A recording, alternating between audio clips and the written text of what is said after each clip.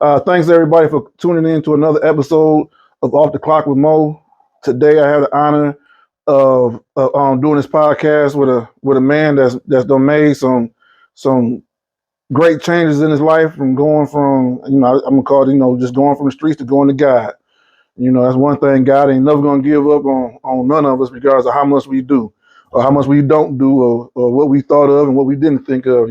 That's the one thing about God. God is always he gonna be right there. That's right. And he ain't gonna give up on you, and you shouldn't give up on yourself. That's right. So I'm doing this podcast today with G. That's right. G, thank you for coming on my podcast today. What's up? I appreciate you, bro. Yeah. So like you said, we going from the streets to God. So when you was in the streets, where were you born and raised at? West Side, Schoolcraft. Okay. Myers, Wyoming. Lights go out. The girls only want to come over there to see you at the. I don't know if any guys want to come over there. I don't know if any of your friends want to come over there. Yeah. And when if the lights go out, Schoolcraft when she crossed Schaefer. Yeah. So it's a little bit of a dark situation over there. No, what is that area? What do they call that area over there? Because I know some parts of the city they call the Scud Zone and the Red Zone and 7 Mile Dogs, this and that. And we just always been just straight up Schoolcraft. Oh, okay. Yeah. Now you got your Schoolcraft all the way down. Okay. I pretty much know everybody all the way down too. But the thing is back on my end, going across Grand River, going down the Ewald circles, we got Davison and Linwood and all of that. Ooh. It's a whole different conversation. Yeah, I know the Linwood and Davison. Yeah, that wave comes, over to our side of Schoolcraft. Oh, it does? Yeah. Oh, wow. I didn't think that. I never. I mean, I'm not from the city. I never lived in the city. Oh yeah. Yeah, a day in my life. I was brought up between Taylor and Inkster. Oh. But they got a little smoke out there. But. Yeah, when I was coming up, because I'll be 50 this year. Okay. So when I was coming up, I grew up in the part of Taylor that they would call the Ridge, Pine Ridge, whatever. Okay. And it was just a bunch of projects over there that just put a bunch of black people in one area, and that's where most of the black people in Taylor, was at. But everybody in that area came from Inkster, Ridge, Ecorse, West Side, East Side. Everybody was over there because it was low. The city. Yeah, because it was low budget housing. Mm-hmm. So they had Section 8 and all that stuff like that. So we had a wave of everybody that was over there. And then, I grew up in Inkster as well. Mm-hmm. My grandparents stayed at and stayed near these projects called Lamone Gardens. That sounds familiar. So a lot of times I tell people that, I grew up in Taylor, all suburbs. Inkster, oh yeah, suburbs. And then they get out there like, nah, these ain't the suburbs. Like, no, this ain't looking too cute over here. Nah. Everybody over there was living, everybody over there living with a girl that got a couple kids and got Section 8 houses where the rent is $6 a month. $4 a month for their lights. Yeah, you know what I'm saying? But I think, regardless of where you at, especially, African American folks or Latinos, whomever, we all get put in those areas. Mm-hmm. You know what I'm saying? Because of those red lines and things like that, and you can't do anything but survive. In spots like that because it's set up to put you in prison. Yeah. You know what I'm saying? They get you used to being on top of one another. They get you used to wanting to fight each other. They get you used to wanting to take what someone else has because you don't have much, but not realize the person you take it from don't have much either. Because jail is moving and operating just like a hood. Yeah. It's just smaller. Right. It's just way smaller. And the police, instead of them roaming all around, they right there on top of you. Right. So you're right. That does make sense. Oh yeah. Definitely do. So when you was out there on Schoolcraft and on the west side, how old were you when you finally, as they say, jump off the porch? Kind of young. My uncle, I was just thinking about this the other day. That I never forget when I first came into beer. Mm-hmm. My uncle, he first one gave me some beer, man. And it seemed like that hit on my tongue just shifted me. because I ain't never felt like a buzz like that. Right. I was already a hyper, So that beer, he used to drink Coke 45. Ooh, Billy D. Williams. Yeah. My block was a block where you had families on it, but you had junkies on it. Mm-hmm. We was raised to respect the elders until you find out some of the elders was junkies. Right. Then we 70s babies coming into the 80s, early 90s, we got rap music is coming into, that's a fresh cracked egg. You know what I'm saying? So we got Easy and them talking about the dope man. And, oh yeah, dope man. Yeah. I come up with, niggas was coming around with Elite 80s mobile. Oh yeah. I remember the Elites and the Sprees and So you got the influence of, you got your YBI niggas that's off of Dexter and all of that. That's floating my way. Right. Where you got your top tens, your Gandalfs, your Max Julians, Uh-huh. Your election hats. That whole vibe is moving. So then it came down to one day, man, little homie down the street, he and I, man, we smoked some weed, and I think that weed changed everything. How old were you when you smoked that weed for the first time?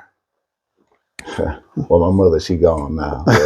So, man, I love my mother. I miss her. But I was about 13, man. Oh, wow. Yeah. It was good, too. Man, that weed had me tripping. I felt real independent. But then what came with that was my homeboy had dope. Mm-hmm. And I didn't know what it was. The rocks. Oh, okay. They had rocks. Yeah. And when we went up to this one store, he was up there selling the rocks. So that's how I came in to find out what the rocks was. Those was just little, half tracks back then. Mm-hmm. So, you double up. Right. And, we used to call it the hip or whatever. We walk up and down from the store and we just get, little $25 come in about $50 because you done doubled up, and then you take that small quarter, then you just, they'd laugh and joke about it as comics, but that's how the game actually. Yeah. I heard a little comic, comedies. Yeah. They be talking about, Mike Epps be like, you take the quarter. Yeah. But that's how and you flip that and you flip it. Yeah. But that's how it actually went. And then, it was different than, your grandmother, or you got somebody, the older gentleman's working at the Big Three telling you to go cut some grass. Mm-hmm. And you looking at, you can make $10 from sitting out there with all them 3 or 4 lawns you got to cut for 10. Right. And I just made 10 to him by just giving him some little small package in his hand. Now, when you first did it, were you nervous when you first done it, or did you just, well, I'm going to make some money, and you didn't have a conscience in the world because you didn't think anything was wrong with it, or what was it like the very first time? That's what leads you to God when you ain't got no conscience. Uh-huh.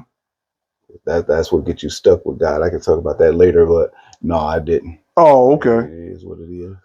Yeah, because I know, when getting involved, because I remember having friends that got involved when the crack first hit.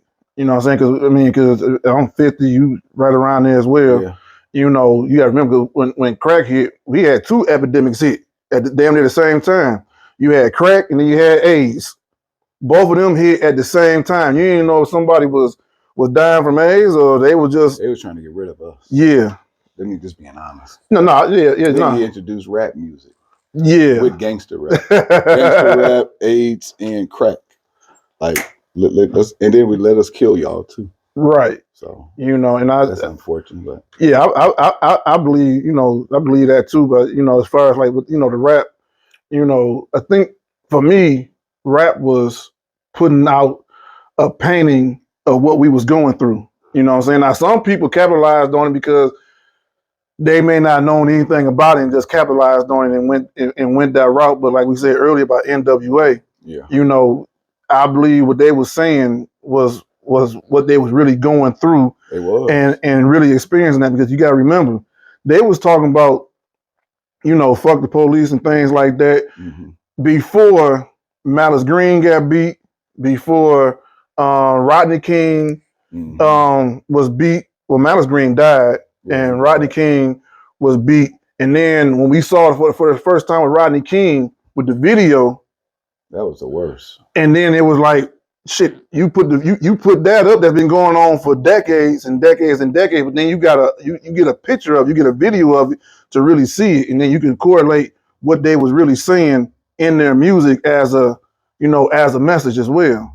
Yeah, NWA was always trying to express like this is what's going on, because people used to say, "Oh, that's gangster rap." It was only gangster, I think.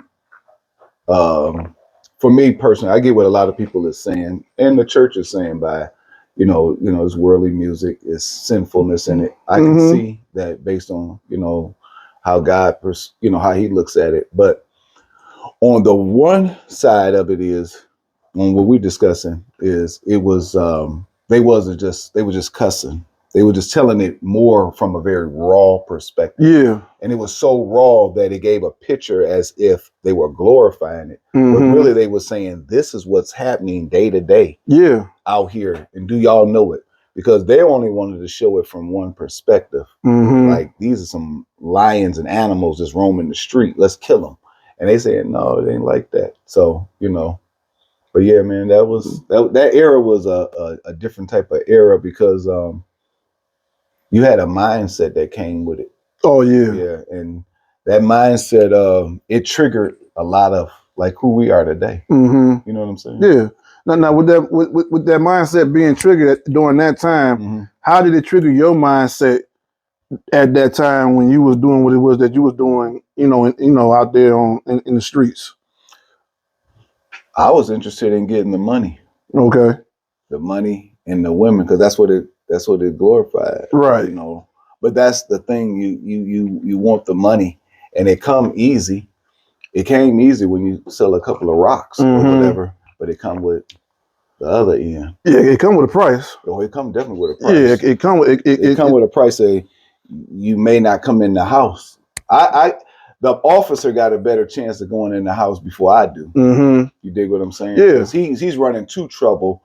I don't know what trouble is. Right. Until I come across it, because I don't know who's who and what's what. Yeah. It's crazy you say that, because for some reason, I don't know why, but for some reason yesterday, I decided to watch this old movie that I ain't seen since the late 90s. Was Belly. Oh, that's my movie. And I was watching Belly. Man, I love that movie. And I never really, when I first watched it as a kid, as a young adult, I looked at it from glorifying selling drugs, robbing people, making money, having this big ass house and things like that. But then when I watched it again last night as an actual adult, I saw the message in it. You know what I'm saying? I really saw the message in it from DMX side with his message, and I saw the message from from Nas's. You know what I'm saying? Two of the same worlds that became totally different worlds, but they never really forgot about one another. But I saw that message. You know what I'm saying? And I live that message. Right. I live like that now. Oh, okay. Because a lot of my homeboys, they still my guys. But I don't drink. I don't smoke. Right. I don't mess around with the women no more. I don't have my hand in no cookie jar.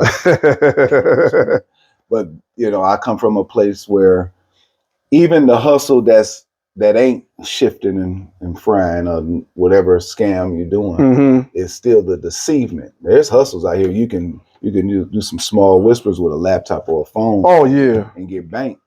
But it's the deceivement part. Still. Right. And the thing is if it was just to be a saying that's saying, if you got to sin to get it, it wasn't a blessing. Right. So I knew, I'm smart enough to know how to gain something. I'm very strategic in what I do. The Bible said that the serpent, he was more craftier. That means he strategizes. He's crafty and cunning. Yes. And, he can manipulate. And we all know how to manipulate sin the same way. So I know I can manipulate and get it back. The thing is about, how many people that you could possibly be hurting, but then you want all of yours. So that's your pride and all of that. Yeah. And with that, I used to live heavy. And so when you asked me the question about how did I feel when I first sold my first handful of rocks, at first I didn't feel nothing. But now I have this remorseful heart where it's like, man, I remember going to people's houses and it'd be chaotic. And I'd be like, we're blowing one. I was used to blow Vegas and Swishers with honey on them so they can last. Any old school should know what that means.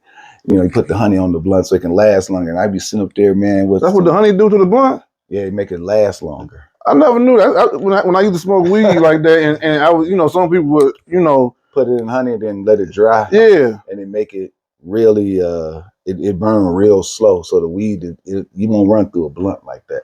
Oh wow! No, I never knew. Don't y'all be doing that? I never knew that. I never knew. Yeah. You learn something new every day. Yeah, so we used to sit up there and do that, man, and then the house be in chaos because the raw or the crack we sold or we selling didn't move around to somebody's family situation. Yeah. You see what I'm saying? If we didn't do it, sold it to you, the niggas that we don't like did it. Was gonna do it. It's the same thing. Yeah. Same product, different gas station. So is that how you justified doing what it was that you was doing at that time? What you mean? Like if I don't sell it to this person, somebody else gonna do it. Yeah, it used to be a mindset that I ain't forcing you. That's commonly what most people tell you anyway. I said it.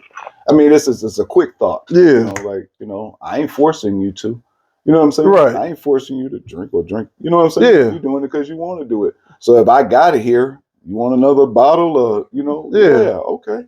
Because I'm not saying nigga drink the, you know what I'm saying? Yeah. Like even in the garden, the snake didn't make Eve do it. No. So the devil can't make you do anything. All he does is he allures you, he tempts. He try to seduce you into it. So he allured her in by talking to her, and then she moved on her own. That's what original sin is. She fell into the sin. By the temptation is not the sin; it's the act of falling into the do not do that part. Right. So it's the when my mind, I used to think like, hey man, you're the one who smoking it. They ain't on my harm. But then I started seeing it when it was affecting the kids. And then I watched the kids come up from the house. I've been selling to y'all mama and daddy for years. Now they out here wilding. They having sex at 11 years old. They looking bad. Yeah. And it's because of the money that I took out the house. And the threats you put on them because they ain't coming up with all they change. Yeah. Over the years, or they didn't dry snitched out, or we done ran through their house or something like that. You know what I'm saying? Yeah, So that's just trashy to me. Right. I used to work with juveniles, juvenile delinquents in a juvenile facility. So like a juvenile prison. And when you watch, when you hear what they did on TV, you be like, put them in jail, throw away the key, let them do life in prison. They don't need to be out here in society. But when you're inside and because a part of their help is they have to disclose everything in order to get out.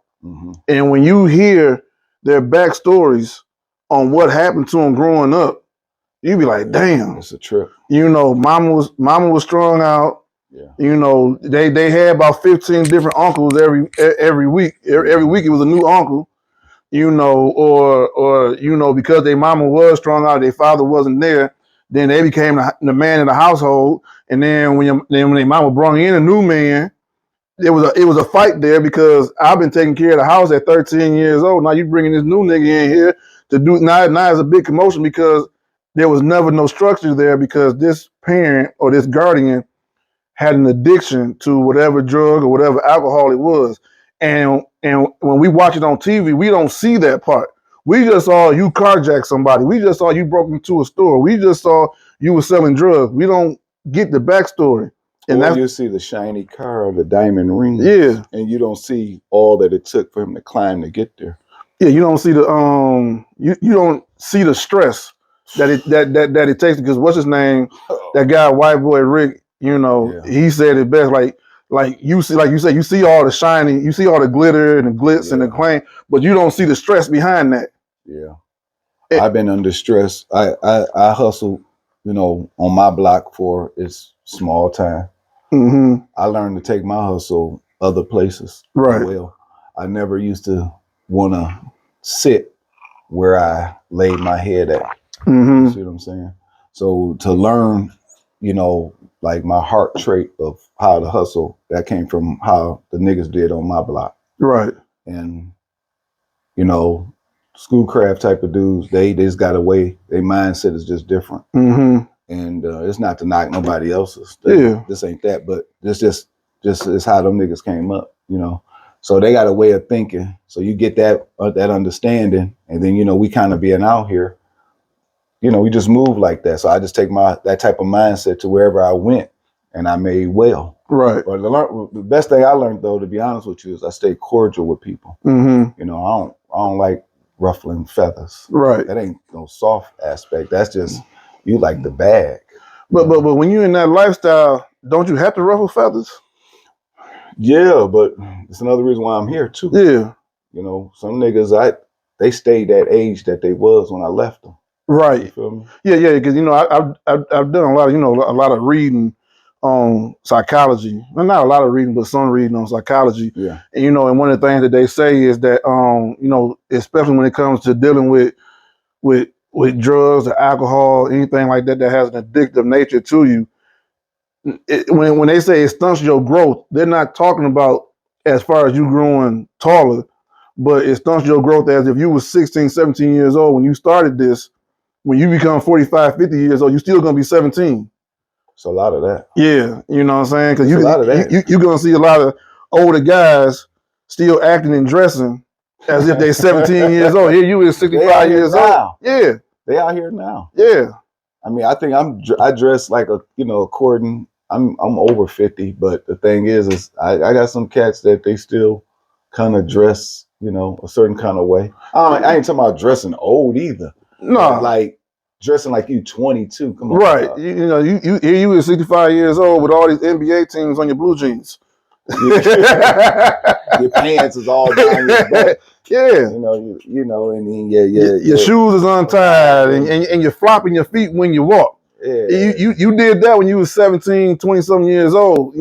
At some point it got to be a growth, but that's what they mean by stunting your growth when you're, when you started doing something, either using drugs or if you just stay selling drugs or you just stay addicted to alcohol or whatever it is like that, you stunt your growth where your mind never expands. Your brain just stays in 1995. Here we is in 2025, and your brain's still in 1995. No, you got to evolve with the times, man. But you got, when I look at our parents that came up, they were kind of like that. They don't like change now. No. They don't like that change of, the streaming and the phones and all that, where we got the advance where we kind of turn with it, but it's advancing to where I don't even like some of the phones and stuff that's changing. But I think that's normal. I think that type of not liking the change is normal. Because you went from, you're talking about mentality. Yeah, mentality. Because we all went from, our parents went from watching TV and you was the remote control. Go change the TV. You know what I'm saying? To now they call it a clicker. Like where the clicker at? What the hell's a clicker? The clicker. Yeah, it's the remote. You know what I'm saying? I don't know how to work this damn thing. And there's only 4 buttons. Yeah. And channel. Right. You know what I'm saying? But but they grew up not having the TV, and then when they got the TV, their TVs had UHF and VHF, and you had to turn that knob. Yeah. Pliers or vice grip. Yeah. You know what I'm saying? But that's normal. You know what I'm saying? That's the normal type of change that it just don't get you. Right. Because even when I do, like you said earlier, there's some things about change that you don't like, with the cell phones and stuff like that. Some things, changes that I'm looking at my damn cell phone and here I am looking like this, like, what the hell is this shit right here? Yeah. I'm like, God damn, I'm sitting up here chicken pecking things like this, and can't understand. Yeah, but I think that's normal. But when you can't evolve as an individual, as far as knowing that time changes and you got to change and you got to grow and you got to go with the time, that's a different story. I'm 50 something years old. I shouldn't be out here chasing no 22-year-old girls. What can you do with them? Nothing. Shit, but give them money. Yeah. And I ain't got that. Yeah. So they ain't gonna want me no damn way. Listen. I need somebody my age that can recognize a stroke or a heart attack or somewhere to get me to the hospital as quick as possible. I don't need no 22-year-old girl feeding me ramen noodles, ramming my blood pressure up. Put some tahini on it. Yeah. I can't do nothing for that. I need you to remind me to take my medication. Right. You ain't gonna you too worried about going to the damn club to worry about my medication. here go my medication with Monday, Tuesday, Wednesday, everything empty because you ain't filled it back up yet. She got you too hungry, man. Yeah. I'll be back. Right. That's the only conversation we have. I'll be back. No. You know, but these young, I can't do that. Yeah. You know, but you gotta you gotta evolve, you know, with the times. You know what I'm saying? And what goes along with that is also change, because you said earlier that, you know, you went from running the streets, dealing with drugs and whatever manner, you know, you dealt with them, from going over here to going over there, and probably dealing with these type of women and these type of women. Mm-hmm. But at some point in your mind, shit, something got to give here. I had to change. Yeah. I got tired. They call that the end of yourself. Right. Coming to the end of yourself. What happened with that was one of my partners and I was in, you know, doing our thing, and just a briefing on that night.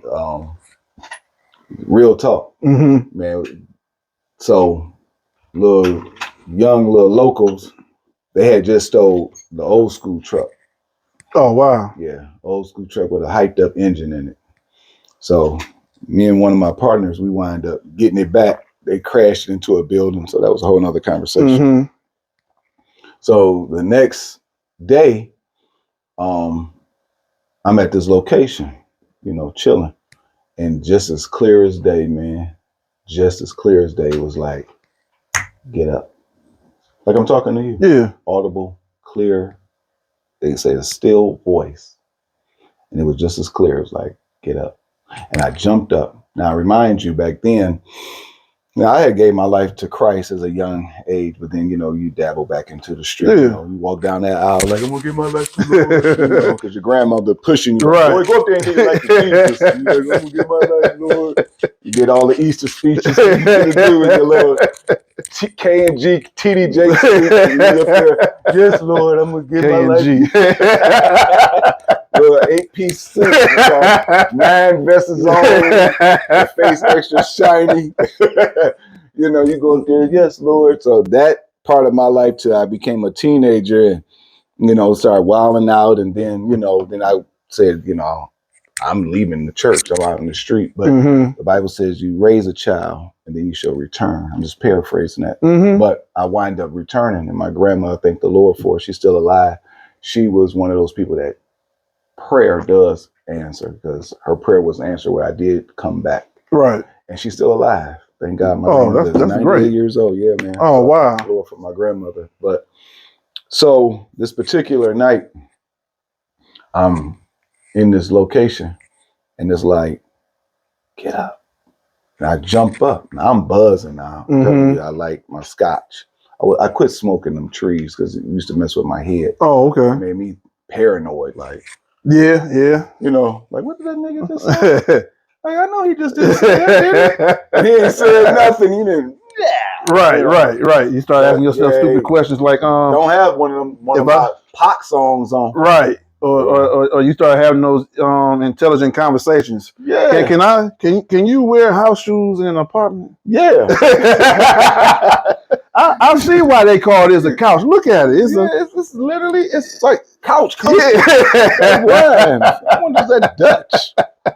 I was having, you know, I would be tripping. Right. So I quit smoking the weed. So I just started drinking because it would hit me slower. But that wasn't good for me either. So anyhow, man, I used to take cabs to exchange myself, you know, out here in the hustle. Yeah. I could tell it now. But I had cab drivers on dial. So when I would maneuver through the city, I would take different cab drivers. Okay. Take me through the city. So I called my one cab driver. I said, hey, man, woo, woo, woo. You know, he came and get me. He came and got me. Had him take me to the block. Told my grandmother it's 3 or 4. I said, hey, you know, hit that back door. You know, but I never had them to drop me off at the same locations. Okay. I was just always cut like that. You know, you never let somebody catch you up like that. Right. And so they drop me off here. I walk down the block, go through one field, go through that backyard, through that house to that field, and then I'm where I'm supposed to be. That type of life. Right. And so I come through the backyard. I go down in the basement. She's like, she called me my nickname. She said, "You all right?" And I said, "Yeah, man, I'm asleep." And one of my other homeboys called me, and his phone chopping up. I got about 3 phones on me. And it's like, his phone chopping up. And man, them people came. Oh, wow. Yeah, God saved me out of that situation. Oh, they came and got him. No, they came in my spot. Oh, they came in your spot where I was just at. Oh, okay. It was only a door here and a door there. They came in both. And I used to say, man, the craziest part, just being honest with you, my conversation, I said, they come in here, they're gonna carry me out. Mm-hmm. I'm not going to jail or nothing like that. I'm gonna open fire on them. Yeah. That was my mind, and it was always like that. Right. I'm gonna open fire on these niggas. They come in here with that 3, whoom. I'm on whom too. It's gonna be a 1-man hostage. We're gonna shoot our way out of here. Wow. So I think God, I don't know, and I'm not trying to be boastful of myself because that's a foolish mindset when I was in there. But at the time, my heart was so hardened and I was so dedicated to living in a certain way that was the way I wanted to live. I wasn't going to jail. Mm-hmm. And I knew if they had came in there, I'd probably just be getting home about now, in my mind. Yeah. Probably so. So when that happened, I wasn't in there, and kind of had us, all in a situation. And it was just a crazy situation. Wow. Now, have you ever did time for it? Now, I got this. You got to be one of the very few. You like the Marines, then the few and the proud that's been in this life. Situation came, situations came about. Yeah, it wasn't just a slap on the wrist. So situations came about. Oh, okay. But no, it wasn't no dry run or nothing like that. But you never did. You never did no time for. Yeah, that's the problem. I'm saying, because at least from where I from where I see, most of the people that I know that's ever got involved in that did some type of time before. You know what I'm saying? And for you not to have never did any time for it, I mean, I look at that as a blessing in itself. That meant that, if you ask me, that meant that God had other plans for you. You know what I'm saying? And it wasn't going to take for you to have to go to prison to finally find them. Yeah, you know that's what why I'm saying? bold enough to say what I'm saying. Right. I keep out, the situation at hand, but Yeah. in reality, for me, Mm-hmm. I didn't need nothing else. Right. That was enough for me. Anybody else, and I've gambled before now. Yeah. That wasn't the first time I've been in a situation where it cost me, could have cost me my freedom or my life. Right. I didn't heard them whistle past me and ran from them and dodged them. Oh, okay. I've been in those situations, and I've been in the situations where I want you. You know what I'm saying? And I've been blessed enough to where I'm straight. Oh, okay. That's great. So was that your coming to Jesus moment? Yeah. And that very next day, what was the very next day like, or even that same night when you had that coming to Jesus moment? What was that like? The coming to Jesus moment? Yeah, like, I'm turning my life over to God.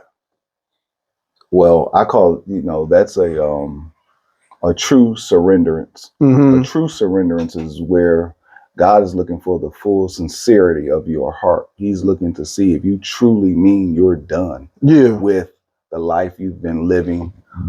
You're tired of yourself. You're tired of the life that you've been living. Mm-hmm. What happened was I was, doing what I was doing, and I was with this young lady at a time, and a friend of mine, a dear friend of mine, man, he gave me a message by a pastor.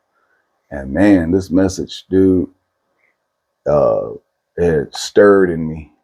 Like, the way this preacher was preaching, man, it just kept stirring in me. And I was just like, dude, I'm actually leaving out another part, but this one particular time, it just kept stirring in me. So I was like, oh man, I gotta get back to this house. I gotta pray. Mm-hmm. And when I went in I just had to get in the house and pray. And I was telling this woman I was with at the time, I told her, I gotta go pray.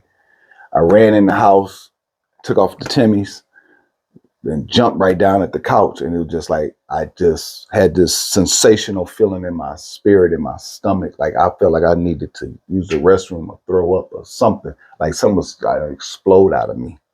All natural, all spiritual. It's like I just couldn't contain it no more. Really? It's like, like you said, the bones on fire. It's like I couldn't contain it no more. Mm-hmm. And this woman's message, I had listened to it 3 times. And the 3rd time, it just did it. So I ran into the house. I started praying. And bam, the Spirit of the Lord touched me. And I ain't never been the same. And the thoughts that he gave me is, look how I saved you. Right. And so when I came out of that, I finally came out of that, I was tripping over nature. It was like a whole new world. That was the idea that you should understand you was born again. Mm-hmm. Because I was tripping, like I was looking at the trees. I was telling the girl I was with, I was like, God is amazing. I was like, a tree produce air and you can't see the air coming out the tree. Yeah. And I said, man can't make dirt. I said, man don't know the ingredients of a spirit or a soul. Right. So with that to being said, that I couldn't believe in abortion because God was the one that says, I made a soul and a spirit. Mm-hmm. If you abort it, that's murder. Right. So it made it clear. And I'm the author and the finisher. So it started arising me that he is God. Yeah. And it was just making it bigger to where it made everything that I had done, it humbled me. Now, what about the girl that you ran from and said I had to go pray? What was her feelings or her thoughts? She was in awe of it. She had herself in prayer. She had herself even in prayer. So God came and visited us that day. Oh, wow. And ever since then, as they say in the church, I've been on fire for God. Oh, wow. Now, in that walk, I must say there's times backsliding is when you totally just walk away from the church. Mm-hmm. Like when I told you I was younger, I just kind of went on back into the streets. I quit going to church. That's a sense, I'm not saying fully, but backsliding. But there's times when you could be walking with God and you can still do some things that is opposing. Yeah. Like pick up the drink, or cuss, or, have sex. The one thing that reminds me of that the most is one of my most favorite scenes of every movie that I ever watched. It was the Color Purple. Mm-hmm. When I forget her name, but she was singing at the juke joint, and they went from singing at the juke joint to walking to the church where her father was a pastor at, and they was and like everything all came together. And she was singing. She was just singing her ass off. She was just singing and singing. And at the end of it, when she hugged her father, and she was like, "See, Daddy, sinners have a heart too," or something like that. I can't remember what it was, but whereas okay, I know I'm doing wrong. I know I've done wrong, mm-hmm. but what I'm saying, I still have a heart too. I can still change as well, mm-hmm. and just don't throw me away. Mm-hmm. You know what I'm saying? And I think a lot of times people have this hard thing, this way of trying to throw people away and cast them away because they feel like what I did yesterday, who I was yesteryear is who I am this year. Mm-hmm. And I may be a totally different person, today because you may have found God, you know what I'm saying? And I think everybody finds, God in their own way, like you said with nature. I mean, because that's how I knew I had found God in such a way. I ain't all the way there, but I get it. But I know none of us is all the way there. And but the things that excite me the most don't necessarily excite a lot of other people. And what excites me the most is nature. I like going to cabins. I like seeing nature for what it is. I always tell people I always want to go to Yellowstone because I want to see I want to see nature in its fullest. You know what I'm saying? I want to see those deers or those moose, whatever, eating. I want to see those that wolf go get his food. I want to go see. I want to see that bear doing what swiping for fish or whatever it's doing. I want to see the guys that's shooting out the earth. You know what I'm saying? I want to see all this stuff. The full effect. Yeah, you know what I'm saying? Because one thing is nature is honest in what it is. The people you deal with can be manipulative, and you don't know who you're dealing with We're the ones sometimes. who got the choice. Yeah. Animals don't have a choice. They don't have a place where they'll go before God in the end, Right. and they'll have they don't have to repent. We do, Mm-hmm. and that's why they just live in the innocence as they are. They're prey and predator, you know, and they live for a grand purpose. But the beauty of God is in all of the nature. His identity is in everything, and it's amazing. Like you're talking about the nature and everything. Yeah. Man, I be tripping on the colors of birds and butterflies and fish. Like when you look at insects, like they magnify in on insects' colors, all them different colors that be on insects. Man, I'd be like, who can make something woven like that? But the best one is the greatest creation of all is us. Oh yes. There's none higher. There's no creation is greater than you looking at a beautiful woman or women saying that about a man, or the fact that we can reproduce and have more children. Right. That look like your daddy's daddy. Like who can, like, that's not a machine that can do that. That's why I said man can't make the spirit or a soul. Right. Your mother's uncle was light skinned with blue eyes, and your baby come out like your mother's uncle. Yeah. You know what I'm saying? Yeah. But it's still your blood. Right. And you'll say your woman and ran a move on that. And you know what I'm saying? And she didn't. And that's God's hand showing you that I got this family in my hand. That's to me is powerful. So when I see that much power versus what I've been doing by my own hand, and it keeps failing, or there's no peace there, that's when I just said I quit. I said, so if you say that you can do all this, because the pastor, he'll preach, if you can give it to God. I said, okay, let me give it to God. Let me try you out, because I believe in you. I understand you and I know you, but I'm going to do it just how you say. So I quit and I waved the white flag. And God is saying, all right. And and he's been turning and maneuvering, and he's been making it. So it's been better. It's been getting better. My mother passed. It's been 3 years, and this October just passed. It seemed like 3 days. Oh wow! When my mother passed, tell you the truth, Mo, dude, I just knew, because I know how I am. Yeah, how I can be. I just knew. It'll go buy me the blue label or the black label. Right. That Johnny. I give me one big ball of ice in there. I just sip. I'm a jazz junkie. Oh, okay. Jazz, man. And I just sit there and think about it. Put guns around and just think about it. I didn't do that. You didn't do that? Nope. What I did, I cried out. I told the Lord, thank you. Not for my mother's death, but holding me while I be there for my sisters, my grandmother, my family. You know what I mean? Oh, yeah. And he held me, and I was able to still continue. But then he showed me another angle. He says, honor your mother by doing everything that you knew she wanted you to do. Right. So I found freedom in that. So I've been walking on that. So those things like that, man, show me that God be having his hand on my life. Yeah, I believe that too, because, I don't have the best relationship, with my father. But, in the Bible says is that, love thy parents and live a long life. Honor thy mother. Honor thy mother and father and live a long life. You know what I'm saying? And I had to realize, I gotta have the relationship that we have is not like your typical, father and son bond. But I can't necessarily never talk to him. You know what I'm saying? Because I gotta talk to him and say how you doing, even if it's for 5 seconds. How you doing? How you feeling? All right, I just called to check up on you and hang up. And I'll probably talk to you again in another month or 2 or something like that. But I always put that in. I honor thy father and mother to live a long life, because I want to live as long as possible, and I don't want that hate in me, and and have all that harness in me to where shit, he really ain't even thinking about how pissed off you are. You know what I'm saying? But when you call him and say how you doing, it makes them feel a certain way. You know what I'm saying? It makes them feel good inside, and it makes me feel good inside too, to be able to say just how you doing. See that right there, that enemy, he has a strategy.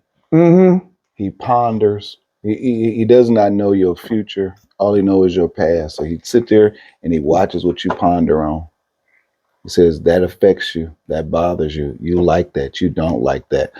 If I can find weak people and they're attached to you or they'll cross your path, if I can get y'all to mix up, have a bad relationship, bad money, bad anything, you can do it. Because what happens is with love and peace comes glory to God. Right. But if there's disfusion and trial and eruption, he gets it because you're not giving it to him. Right. So with Pops and you, because I have a trial with my father, is unfortunate as well, but y'all having that thing there, but you saying, hey, but when we get together, that's the godly love that he's tugging on you and the father is receiving it.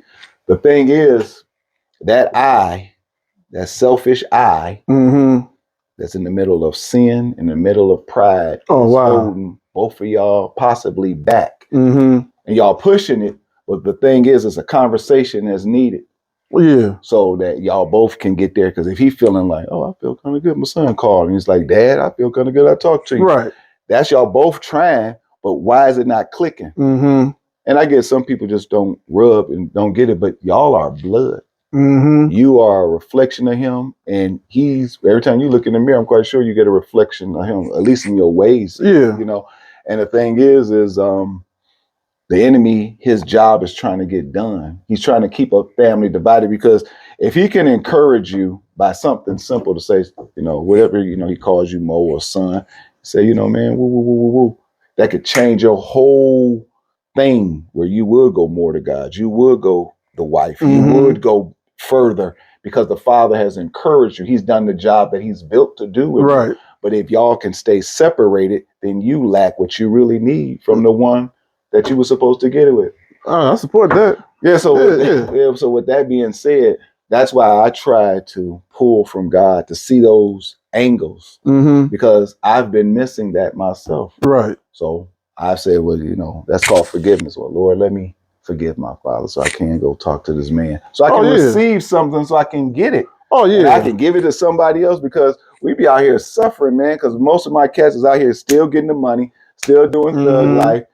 Most of us is hard-hearted, and we crying, and we got emotions because we ain't healed. And now, let me ask you this question. Yeah. Because you said, you just touched on something about, you know, you got some of the guys that's still out there, you know, ripping and running. Oh, yeah. And well, there's probably a couple questions. Do you still talk to some of them guys? And in the process of talking to some of them guys, do they ever find themselves, man, I ain't trying to hear that shit, G?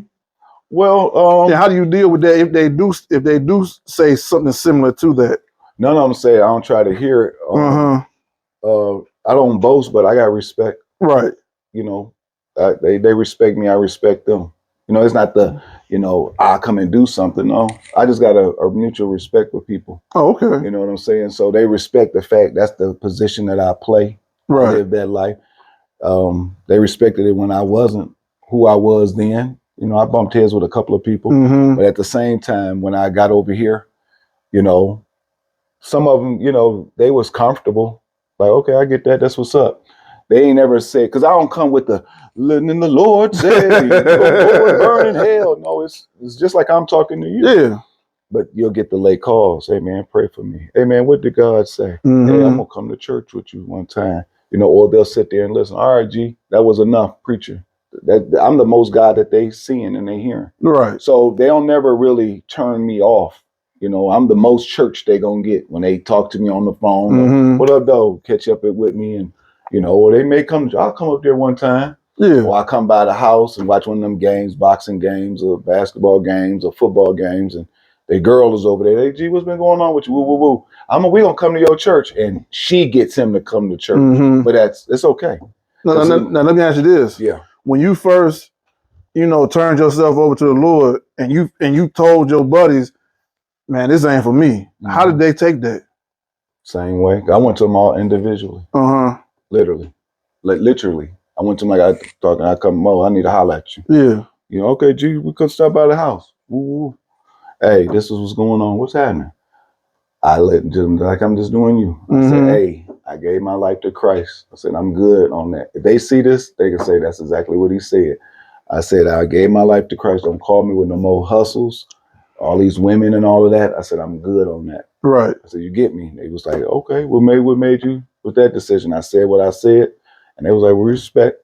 And we laughed it off. They didn't change who they were. Yeah. They didn't stop cussing and drinking and smoking and with the women. You Right. know, the hustles wasn't brought to me. I can still hear it in the atmosphere. Yeah. You know, they know I'm not no nigga that's, I don't talk and do all of that. You know what I'm saying? But it's, you know, it's like, oh, that's the pastor there. You know, they don't do me like that. But it's like, you know, we don't need to call you because you working on something else. Right. You ain't got your hand in the cookie jar. Right. You know, but there's been a couple of phone calls like, I know you ain't doing everything, but you know, all you got to do is just this one, just do that.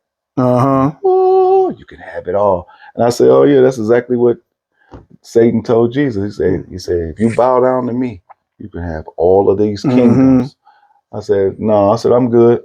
And I needed that. Yeah. I'm just being honest with you. I'm being honest with all of y'all. I needed them stacks. And how did that make you feel? Good. Being able to just, nah, I'm good. Because I put my trust in the Lord.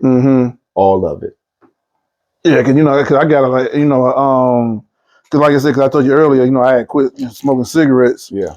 And I had quit smoking marijuana too. Okay. And I had lost, I ain't gonna say I lost, but it was a lot of people that just dropped off by the wayside because if you ask me, because I ain't have anything to offer them no more. Yeah. You know what I'm saying? Because I ain't had it really is. Yeah, I ain't had the weed. If you didn't have the marijuana, I had the marijuana. You can come smoke with me. If you didn't have a cigarette, I always had a pack of cigarettes. But then when I said I'm putting this stuff down now, I don't have no use for you no more. Yeah. You know what I'm saying? No doubt.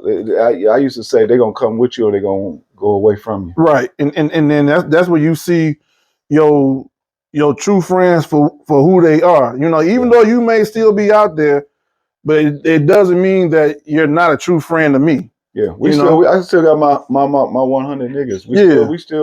We still talk. We still woo woo woo. But the thing is then at this age, everybody kind of jumping into their own thing. I still hear stuff. You know what I'm saying?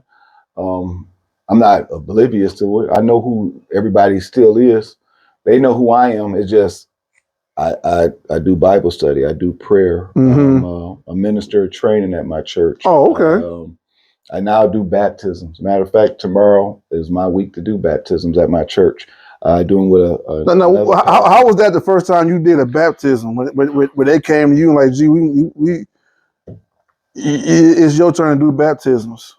Well, I assist a pastor doing it because I'm a minister and trainer, so I not actually perform the baptism. Well, I'm gonna need you right there with me when we do this. When we do these baptisms. So an elder came to me. Oh, excuse me. Oh, pardon me. So an elder came to me one Sunday, and he said that with fasting and prayer, God put on his heart that they wanted me to be a part of the baptism team. Now, the baptism team is a special place because a lot of things happen in there, in the baptism room. Some people, it can get scary.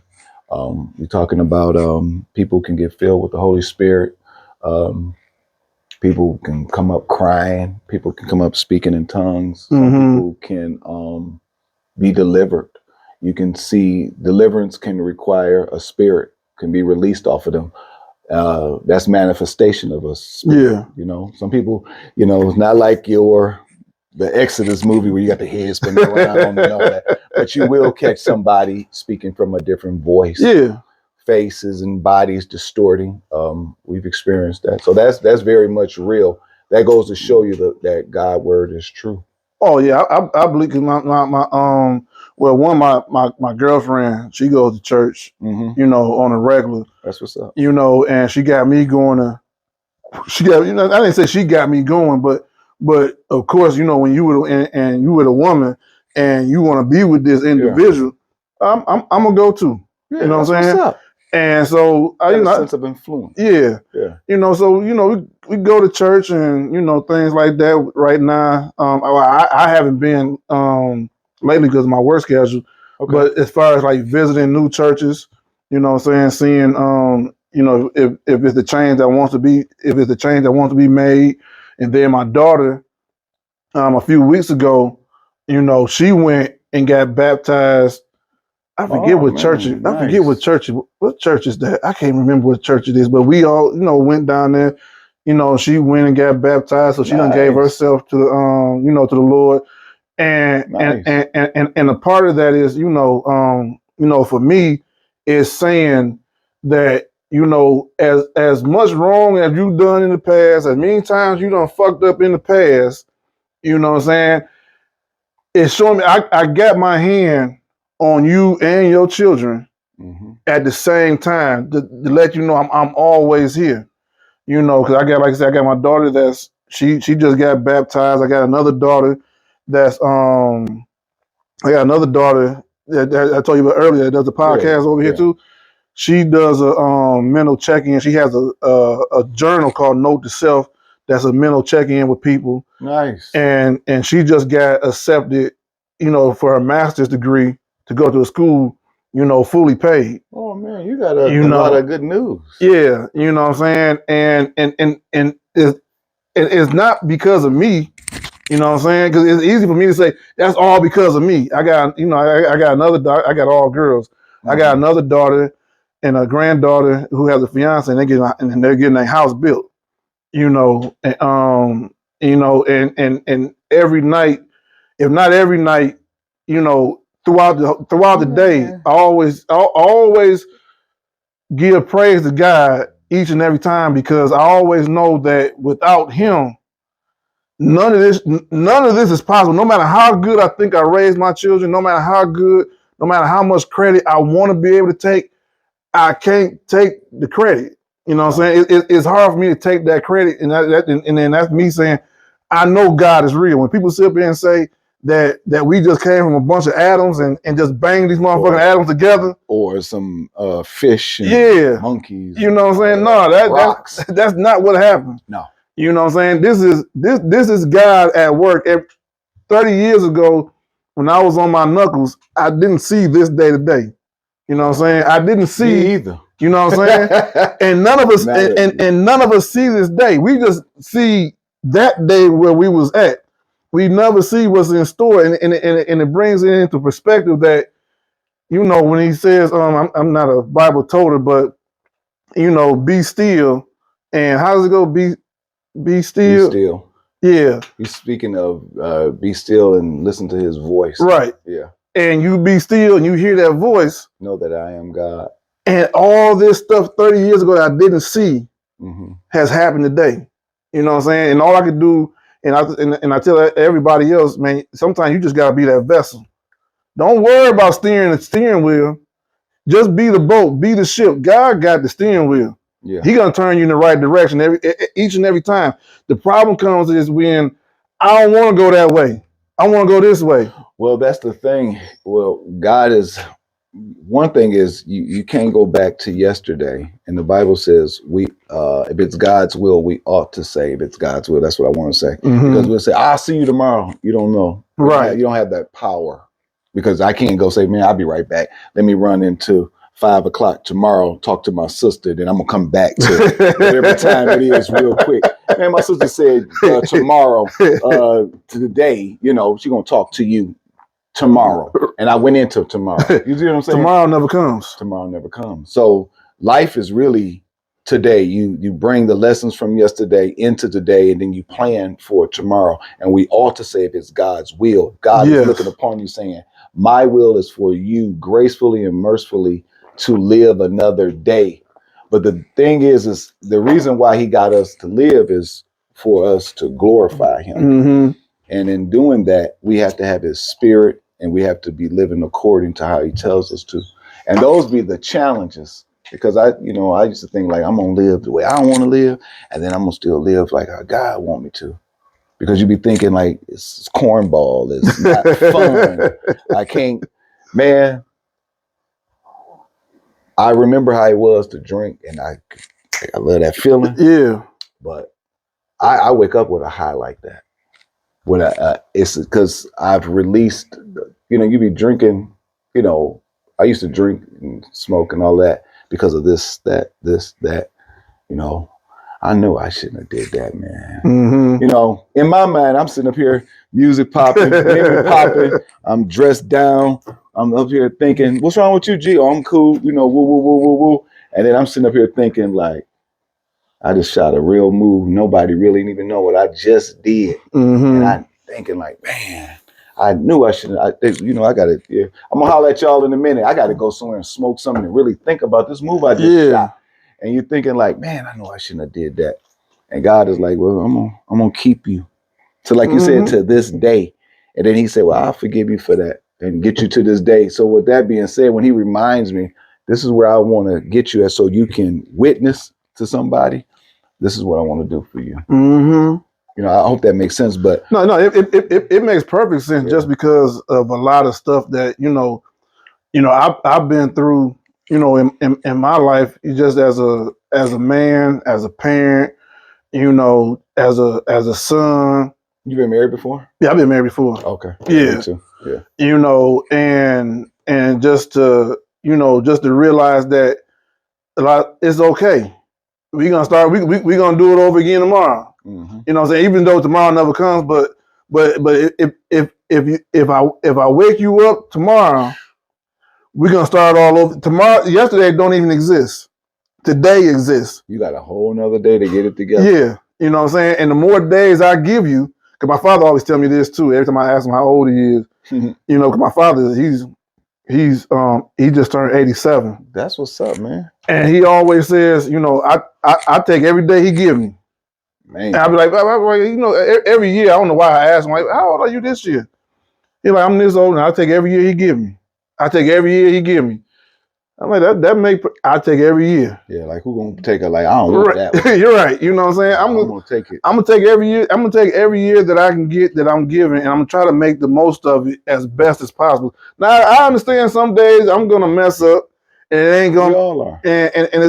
But you can't get down on yourself thinking that you gotta be perfect because we can't be perfect. There's only one perfect. There's only one perfect being, and that's God. That's Jesus. That's the water walker. Yeah, you know what I'm saying. And we can't be. You can't get too down on yourself. You just gotta remember. All right, if I make it to the next day, this day is forgotten, and this day is gonna be a better day. That's why I tell a lot of people all the time. Especially when I be at work, and they ask me like, "What's a word of encouragement?" And a lot of times I tell them, I want to be a better person today than what I was yesterday. Mm-hmm. You know what I'm saying? Because I know one of these days I'm gonna mess up royally. I'm gonna fuck up real bad, and I can't harp on that day. Mm-hmm. I got to make sure today I'll be better than what I was today than what I was yesterday. So one of the things that I choose to do is I pray a lot. Mm-hmm. I pray and I look to see when God is going to do what He said He's going to do for me, like open up doors and opportunities. And I don't stress about it. I literally wait to see how God's hand is going to work. And I've been in some bad situations where I've been wondering like why this is not working for me. And it's not about God saying, okay, is this what you want? Yeah. Let me give you this. Since you want it so bad, let me give you this. The devil will do that. Yeah. That's how I got in a lot of messed up lifestyle, with the street life. God will say, let me fix your attitude, your character, your way you think. I'm going to take you through some hardship with some family members. They're going to draw out the children, all of these things. I'm going to build on that character. But I'm going to need you to not depend on this, her, him, them, that, the money. I don't need you to depend on yourself, depend on me this whole way through and all these situations. And when you get through, you'll be so strong and your mind will be so clear. You'd be thinking like, and he's like, this is how I really originally made you. Right. And then you'd be looking back and thinking like, man, I don't need none of that other stuff. Yeah. I don't even, like these women, man, some of these women, I'd be thinking like, oh, okay, they'd be, hey, baby, woo, woo, woo, woo. And I'd be like, we good. You just want me to cut my hair, don't you? I cut my hair. I'm weak now. not literally, because I ain't got none as it is. But you want me to holding on to mine. Yeah, you just want me to be, less than. You know what I'm saying? Because the minute I become less than, because you influence me to be less than, then I lose everything. I lose everything that was given to me by God, and everything that I also work for. Because you got to realize, you also got to meet them halfway too. You can't hold on to what you got. Yeah, you can't tell them that. Nah, they if if you do starter kits, man. Yeah, they be fighting you, man. You tell them to take off them nails, them lashes, them eyebrows. They'll fight that kit, that helmet. Yeah, I shouldn't say that. They'll fight you over it. They'll fight you over it. Yeah, they're gonna do everything, because I mean, one thing about a woman is, if you ask me, a woman can either influence you to be the greatest version of yourself, Yep, or will influence you to be the weakest person, of yourself, due to temptations of money, sex, everything, just to please this woman. And I put that, back onto even with, Adam and Eve in the garden. You know what I'm saying? I was going there too. Yeah. Because God said you can't be alone. You know what I'm saying? You gotta have this companion and put your trust in this companion. And you do that, but you do it to the wrong person, shit, you gonna mess around and burn. Because it's a toast that I always do sometimes. A lot of times when I have a shot, and I don't. Some people don't understand that I got a fucked up way of thinking sometimes. But my saying when I do a shot is, may I be in habit for at least 30 minutes before the devil find out. I just want to be at the 30. If I get 30 minutes with God. 30 minutes is a long time in God's time. Yeah, you know what I'm saying? A day is 1,000 years. Right. If I get 30 minutes before the devil find out and say, come on down here, I've done something. You know what I'm saying? I may be there forever, but at least give me 30 minutes. That's a rich thought, man. Yeah. That's a real rich thought. I tell you, the women game, they got to be right. The women got to be right. But the thing is I got to be right before I get to any woman trying to have a manipulation. I got flaws. We all do. I got flaws. Jesus is the only perfect man that ever walked this earth. Right. But the thing is you're going to always have conflict and trial, so God can come in and help men, so we can see who's the one that came in and, rescued and did recovery. But at the same time, we got to be willing to let him have it. I got to be willing to let him have it. And that's the problem. Most of us be trying to hold on to our messed up ways. Yes. And be, because they still hurt. They ain't forgave him, her, and them that did all that, cheated on them, messed around on them, lied to them, the audacity, the grudge holders, bitter. Then some people don't even like themselves. They don't like that they're insecure, they're jealous, they da-da-da-da. And see, God be coming trying to say, well, let me heal that insecurity. I'm gonna tell you, that came from mama, daddy. That came from they didn't give you enough love. So you can heal and be the right woman for your husband and the right, man for your wife. And so you can have a harmony, and the differences won't be so big. Right. Because most of the times it be surface type of arguments a lot of times. And I think those surface types, they go deep, is because the pride be so high with the things that you don't talk about. Yes. And the stuff that you don't talk about really is the stuff you're supposed to be talking to yourself about. Yes. And we don't do that. And so if you don't talk to yourself about it, you ain't talking to your spouse about it. You feel me? Yes. Yeah, yes. so yes.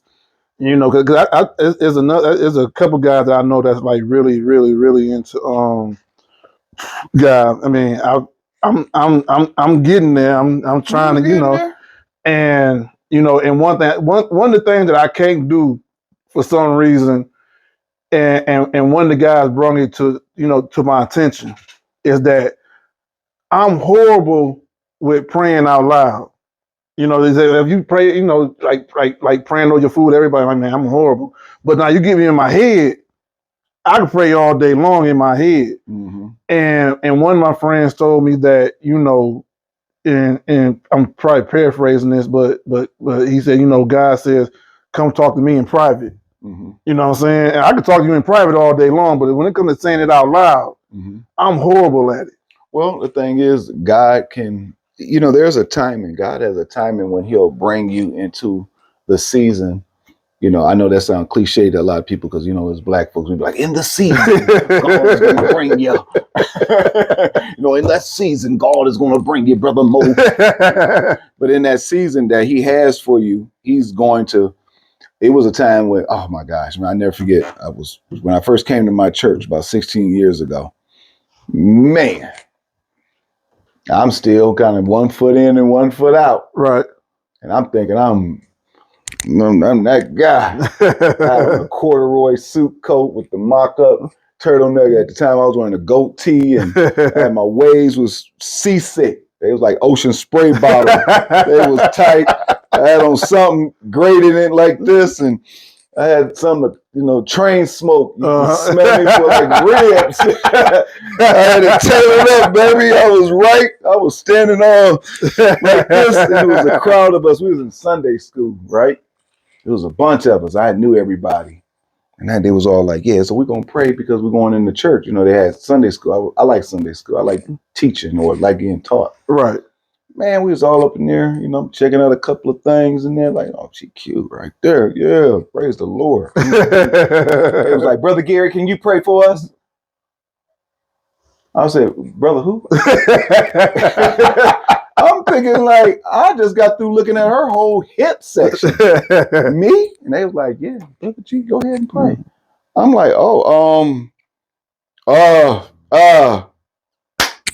like I had to get it together. Yeah. And they all like, yeah, yes, praise the Lord. Go ahead, brother, pray. There's about 40 people in this thing. So when you talking about pressure, oh, I got that pressure talking about somebody praying out loud. I said it so fast, man. You know how they be like, I pray. You know them cartoons be praying like that. Yeah. Man, I prayed that prayer so fast, dude. But God, what I'm trying to say to you is God eventually brought me into more and more situations where it was, hey, G, pray.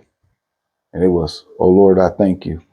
Then it was, hey, you know, okay, so we're gonna go ahead. Hey, G, why don't you go ahead and close us out in prayer? Thank you.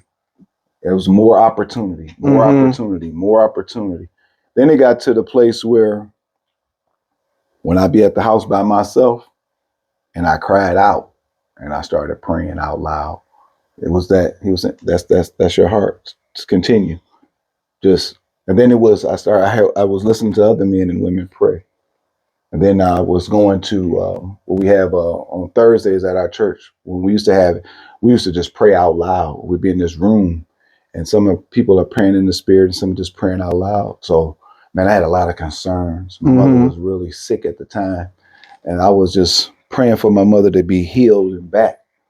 And I was just praying out loud. But I was loud where I heard me. Yeah. Everybody else's, you know, and I was just praying out loud. So what I'm just trying to say is God, he will put you in a position to grow in those areas. I've grown to where I've done public speaking. I did presentations. I'm not the guy. This right here, oh no. No. You know, I'm comfortable now because my heart has a mission. My mission is to enjoy you because I do love this show, man. I like you got good comedy, man. Not saying it like that. Yeah, no, I your interviews is nice, but you're funny, right? You know, you got a nice humor to it. That's what I'm entertained by. You know how you interview in your comedy, you know, because it's funny though. And I love to laugh. You know, speaking of that, when you know how you said, you know, God came to you and talked to you and said you had to change some things up. Yeah, you know, it was. I remember one time because you talk about how, you know, me being funny. I had this. Me and my sister, we 6 years apart, but we share the same birthday. And it was one day. Yeah, I had to share my birthday from the time I turned 7 years old all the way to the day. Wow. Can't get rid of it. Yeah. So I ain't never have all the gifts for myself. Everybody had to split the gifts up. And the cake. Yeah, and the one thing is we always had two cakes. I had a Pac-Man cake. She had a Miss Pac-Man cake. We had Mario brother. I was Mario. She had Luigi. You know, the princess. I don't know, yeah, the princess. Yeah. Yeah. And one day we went to this open mic night one day, and she was like, I wanna do this.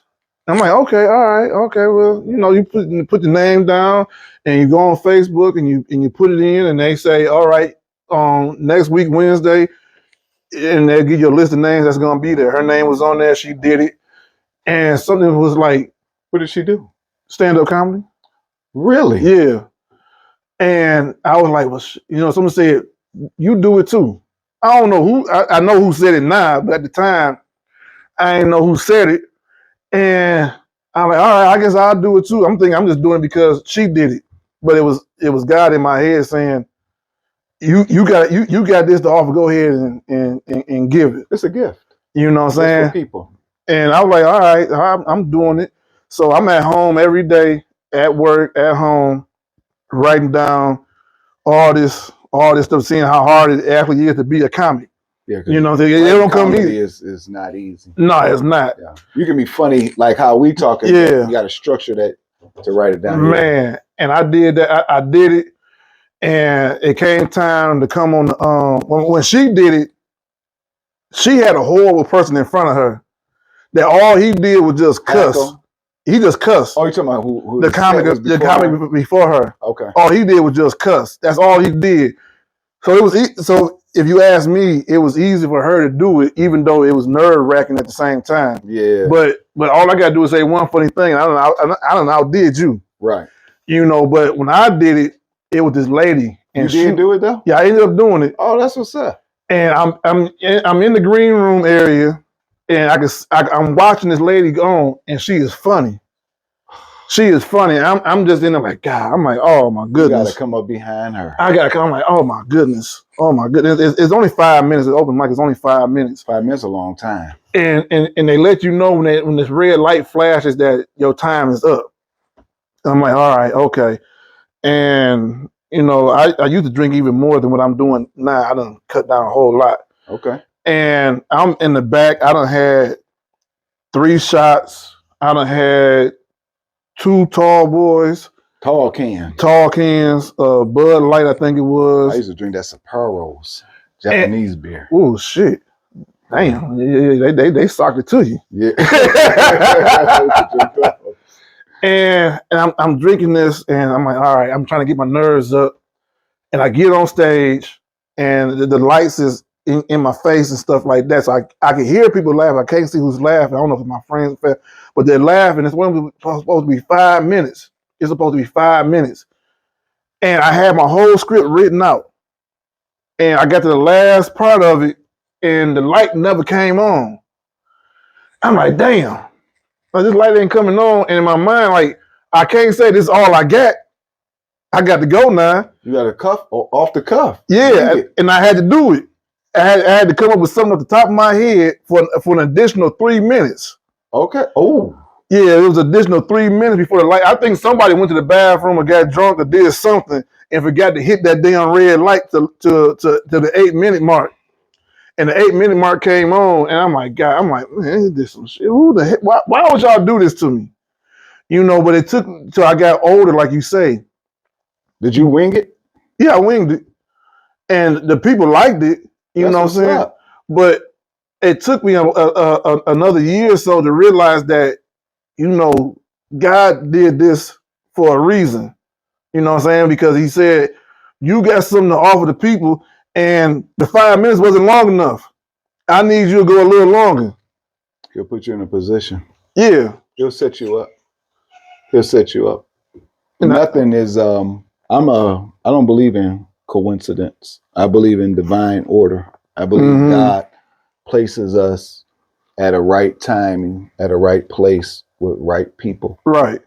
And it's about, are you willing to take that, that leap? Yeah. Move on it. Well, I don't know what I'm going to do. Like when we was, discussing coming, I was like, oh, at first I was like, yeah, I'll go. Yeah, I like to do.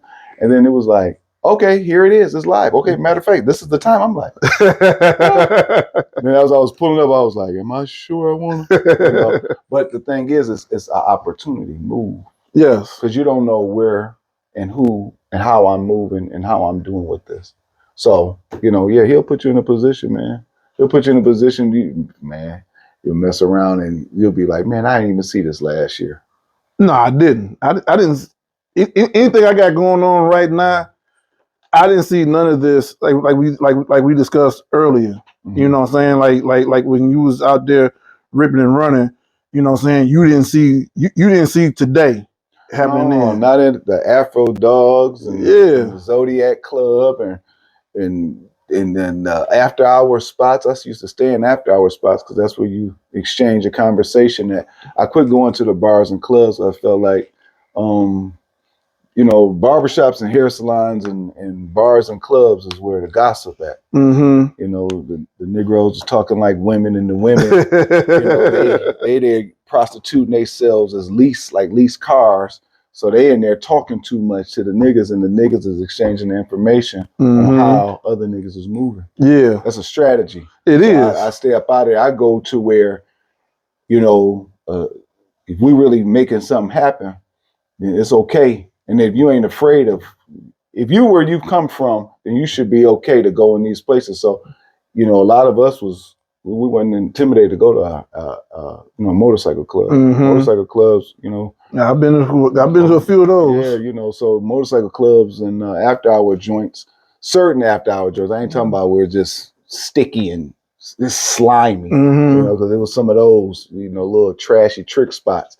I'm talking about some of them was, you know, they be ran like a whole business, but the conversation be a different thing, you know. Oh yeah, you know, that life was a different thing. So, you know, it's just I just came away from those type of walks because I just got out of that way. But those things, man, I used to remember like, dude, I'm gonna die out in these streets. Man, I done been bust at a few times. Oh wow, man, listen, I was in this one spot, and I never forget.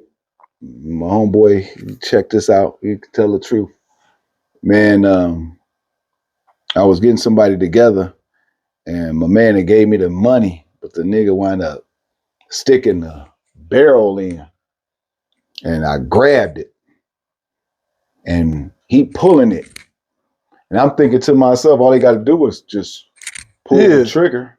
It was a rifle, a shotgun, or something, and I'm holding it, and I'm trying to get mine, and he's pulling it back, but I'm trying to lift it to where it's out of my face, but he got it where he trying to yank it back, but push it in, trying to make me, you know, we both doing the same thing. And I'm thinking like, dude, my adrenaline was, I was calm as I'm talking to you, but at the same time, I was like on 1,000 inside. That was just one case. So God allowed me, when I told you, he was showing me, I saved you. The car, being shot up at the car, liver noise in the lodge shootout. You know, it's just been some other instances I ain't gonna even really go into. Everybody know that who been out somewhere, that you know what time it is. It's just sometimes when you can just really go back and think like, dog. One time on my block, on my particular block, I don't know where my man is today, but he and I was sitting on this one house on the porch. And literally, man, I never forget this day. We was sitting on the porch. His name is Draws. Yeah, so we used to call him Dirty Draws. and people see me and they know me and they know where I'm from. They know Dirty Draws. And Draws and I, he living to see this, because I ain't seen him in years. He and I was sitting on the porch, and somebody must have been busting at him or me, one of us, but they was shooting.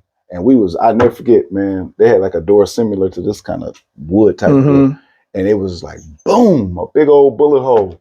And we looked at each other like, and we started looking and couldn't see it. And it was the glass. Then we shot off the porch, and then it was the next house and the car. And then, you know, I was like, oh, they chasing us. About 4 houses got shot. Oh, wow. Man, I think it was just this porch. So you see how this is. On the other side is another one of these. So this is the stair. when I tell you, you see, I'm kind of slim, dude. When I tell you, I didn't touch this with my body, my feet, nor this. I flew over it, all the steps, everything. Hit the car and everything. I ain't never flew like that in my life. And I crawled up on the old school car. They hit that too. And at that point, I'm across the street from where I grew up at. So the house, they hit all 4 houses. And he ran down another side of the house. Wow.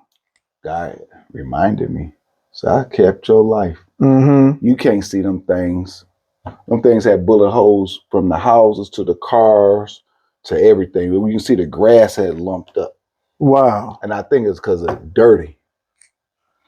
I ain't had no beef like that. Yeah. You know, My beef was you can scrap with me if you felt like it. But the thing was it's just those type of thoughts was those ones, man, even the women where you thinking, boy, I'm glad I made it out of that one. Yeah. It's just that, I mean, the pregnancies, the crazy girls. Yeah, man. Because it's crazy because, everybody, if you ask me, has these moments. Yeah. But not everybody can see past those moments and understand why I made it through. You know what I'm saying? Ooh, how did that happen? You know what I'm saying? Because granted, every time, everybody don't make it through those. No. You know what I'm saying? And you got the t-shirts and that bitch. Yeah. You know what I'm saying? Locked up. And I always tell my family, when something happens to me, because we not made to make it through life forever. We all got to go at some point. Yeah. But what I don't want you to do when that time comes for me, don't have me on no t-shirt walking up the steps looking down. Don't heaven got a ghetto. Yeah, don't do that to me. Don't do that to me, because that's gonna be put in a drawer somewhere, be thrown away at some point. You know what I'm saying? But what I want you to do is just what I do want you to do is to never forget me. But don't put me on no damn t-shirt saying, or on the back of my car. Yeah, on the back of my car. You know what I'm saying? Oh no, that ain't how I want to be remembered. Know who I am anyway. You know what I'm saying? What I want to be remembered is I want you to be able, like my grandmother, for instance. My grandmother, she used to talk shit all the time. And she used to come up with these funny ass sayings all the time. Yeah. And that's the part on how I remember her, is me constantly coming up with these sayings and as you said before, being funny. Because the funny isn't on purpose. The funny is natural. You know what I'm saying? But that's because of her. You know what I'm saying? That's because of the way my family is as a whole. That's your bloodline. You know what I'm saying? It's comedy in your family. And that's just how that's just how we. Comedy is good though. Right. It is good. People need to laugh. Yeah. Oh, excuse me. Wow. Like I've been drinking, but still, you know what I'm saying? You need comedy to break the norm. Mm-hmm. To stimulate and enjoy yourself, to find humor in everyday life. Because if you didn't, you'll kill somebody out here, man. Yeah, but then it also goes right back to it's a gift, from God, and you got to give it to people. Yeah, it's your gift. And I think a lot of people misunderstand when God gives a gift, because everybody has a gift. Mm-hmm. Sadly, people don't really think they do, because people are like, "What's my purpose? What's my gift?" You got to seek God out for your purpose. And the gift, God, and some people are highly multi-talented in a lot of areas, but when God gives a person a gift, it's for you to give it to someone. You're supposed to bless people with your gift. And then you'll be blessed by offering your gift to people. That's how that happens. It's not my gift. I only sow to return for myself. No, you sow to bless somebody else. Right. So you can, and if you don't, God has already blessed you. He'll bless you. Oh yeah, and I have to say, man, this is, talking to you today has been, is for me, myself, and probably everybody else that's going to watch this, it's been uplifting. That's what's up. It's it's crazy because when you talk to certain people, like yourself, you're able to get a lot of stuff off of your back. Mhm. You know what I'm saying? And some of the things that I've been able to talk to you about it and hear from you as well has allowed me to get some stuff, That's what's up. off of me. You know what I'm saying? To be able to like, all right, well, shit, I don't think I'm gonna be judged on this right here. God is a God of grace. You know what I'm saying? He's merciful in His grace, man. And you delivered His word. That's You what's know, up. you know what I'm saying? And I know a lot of people sit up there and say, I'm not going to church because the pastor's this, the pastor's that. Well, I'm not going to church for the pastor. No. I'm going for the word. Yeah. And what the word says is what the word is. And I don't care if the pastor's sleeping with this person or that person. He's a messenger. Yeah, Well, I'm getting the message. That's the most important thing is getting the message. And who that message come from, you never know who that message come from. And today, for me, that message came from you. And you ain't necessarily a full-time pastor, No. but you able to deliver the message. Yeah. You know what I'm saying? And you never know where that message is going to come from, but you got to have open ears. You got to have open eyes to receive that message. And I just appreciate, you coming down and delivering that message without being judgmental. I appreciate it. So I just, like I said, I appreciate even that much more. I appreciate you, brother. my aunt always had a prayer, Lord, give them an ear to hear and a heart to receive. Right. That's the prayer. An ear to hear and a heart to receive. Mm-hmm. The thing about God is people tend to they want to make the church perfect. It's not. It's a revival. It's a death to self place. Mm-hmm. It's a place where God is everywhere. Yes, He is. But He has allowed a physical church where you come in for His more intimate presence, and that is a safe place for His children. But at the same time, people think the pastor is perfect. No, he's not. Mm-hmm. The only perfect man that ever walked the earth was Christ. Right. That's it. The only perfect in this world is the Father, the Son, and the Holy Ghost. Everybody else in that Bible has been messed up. Well, I think the next person after that, though, has really underrated, even more so than Moses and the rest of the disciples, got to be Joseph. Joseph. He had to raise another man child. like how you step up to the plate and raise God's child. And then you didn't bring him. Yeah, you know what I'm saying? He thought that's the first stepfather. He's the first stepfather. And then the thing is, he knew that she never laid with another man. Yeah. She became pregnant. Yeah. And that so here's the thing about when you read in the Bible, some things should be taken very literal to what they're saying. I try to tangibly, as I read it, is what I'll reenact it. Mm-hmm. This is like you had your woman and she's saying, I've been a virgin. And then she says, they say, oh, okay, y'all go to the doctor. And she says, well, she's a virgin. She's never been, had before. Yeah. And you say, okay, doctor. And you're there with her. And then you come and she say, oh, baby, I've been feeling such and such. You go back in a month.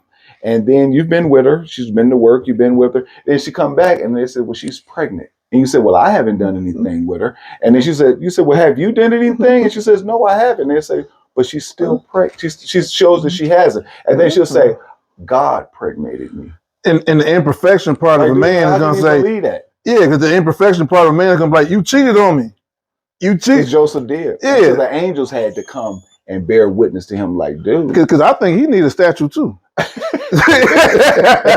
think, because Virgin Mary got a statue. Oh, God. I think Joseph needs a statue too.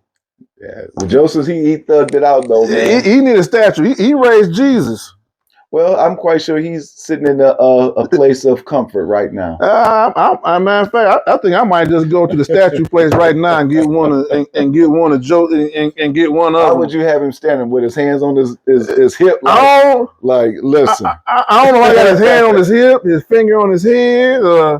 or just or like this. Or he looking like I don't know. like but, girl, but, you know now. but that's one guy that they never really, if you ask me, because I'm not perfect, and it's probably a reason why or whatever. But that's one person in the Bible that I think should be spoken upon much more than what they spoken on this person. Well, you know, I don't know. God is just perfect in his way. Yeah. And he feels there's, because you think you got only 66 books.